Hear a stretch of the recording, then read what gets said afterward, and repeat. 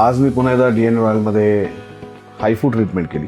मागच्या वेळेस मी सुरुवात केली होती स्किनची काळजी घेण्यासाठी आणि चेहऱ्याची काळजी घेण्यातलं आजचं दुसरं सेशन आणि तिथे मी हायफू ट्रीटमेंट केली. हायफू MPT जे 24 गुणा ज्याला आपण म्हणू की जास्त पॉवरफुल आहे आणि पेनलेस आहे.